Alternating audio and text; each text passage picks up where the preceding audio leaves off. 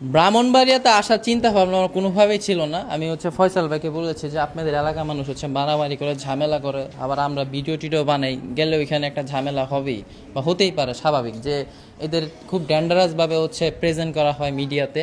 এবং ব্রাহ্মণবাড়িয়ার এক লোকের সাথে একদিন কথা বলেছি, ওনার বাড়ি ব্রাহ্মণবাড়িয়া বলে দেখে ওনাকে চাকরি দেওয়া হয় না। তো বিষয় আজকে ব্রাহ্মণবাড়িতে আসলাম। ব্রাহ্মণবাড়ি কোথায় আসছি? এটা আউলিয়া বাজার, বিজয়নগর আউলিয়া বাজার। বিজয়নগর আউলিয়া বাজারে মিরর লাক্সারি সেলুন নামে বিষয় আমি ক্লিয়ার করতে চাই। এই যে অনেকেই ভাবে ব্রাহ্মণবাড়িয়ার লোক হয়তো একটু ইয়া টাইপের, মানে একটু ঝগড়াটে টাইপের, আসলেই কিন্তু তা নয়।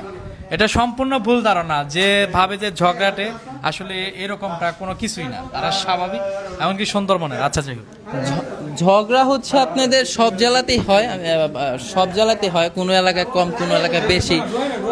আচ্ছা, আমি একটু আপনাদেরকে সেলুনটা একটু দেখাই। এখানে সকল প্রোডাক্ট ফ্যান্সি থেকে নিয়ে আসা হয়েছে, ঢাকা ফ্যান্সি থেকে, টিয়ার থেকে শুরু করা।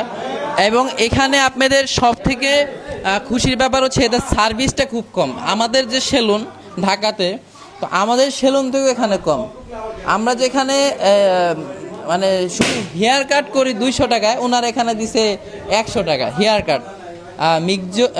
মিরোজ লাক্সারি সেলুনে ওনারা তো দেখা যায় আমাদের ভাত খেয়ে দিবে। আচ্ছা, এখানে আসি, আপনারা যারা হাইড্রো ফেশিয়াল ঢাকাতে আমরা করি 4000 টাকায়, আমাদের ফেশিয়াল 4000 টাকা ঢাকাতে। কিন্তু যে ব্রাহ্মণবাড়িয়া আউলিয়া বাজার, এখানে আপনারা পেয়ে যাচ্ছেন এই যে এখানে এটা hydro facial bed, hydro facial মেশিনগুলো আনা হয়েছে না, হাইড্রো ফেশিয়াল মেশিন আনা হয়েছে। মেশিনের মাধ্যমে আপনাদের স্কিনকে উজ্জ্বল করতে পারবেন। এবং আপনাদেরকে একটু দেখাই। ভিডিওটি এখন শেষ করব, শেষ করার আগে একটা কথাই বলবো, মিরর লাক্সারি সেলুনে আপনারা সবাই আসবেন। এখানে দেখেন জোস একটা লোক, মানে এইটা একটা গ্রাম এলাকা, গ্রাম এলাকার মতো এত সুন্দর একটা জায়গা, এবং এত অল্প খরচে আপনার যে সার্ভিসটা পাবেন, যেটা ঢাকা শহরে করতে গেলে ডাবল খরচ হবে। বিভিন্ন ফেসিয়াল তারা মেশিনের মাধ্যমে করছে। এবং এই যে এই এরিয়ার মধ্যেই না, এটা আউলিয়া বাজার বিজয়নগর, আউলিয়া বাজার বিজয়নগরে আসলে এটা পেয়ে যাবেন। তো সবাইকে অসংখ্য ধন্যবাদ। ব্রাহ্মণবাড়িয়ার মানুষের জন্য শুভকামনা রইল। আপনাদের প্রতি ঢাকার শহরে অনেক একটা ভুল ধারণা আছে, সেটা আমি সেখানে ভেঙে দিলাম।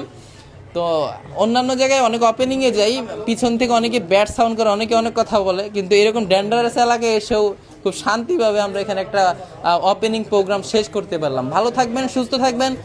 প্রবাসী ভাইদেরকে শুভেচ্ছা জানাই, এবং ব্রাহ্মণবাড়িতে যারা আছেন তারা আমার ভালোবাসা নেবেন এবং শুভেচ্ছা রইল। আল্লাহ হাফেজ।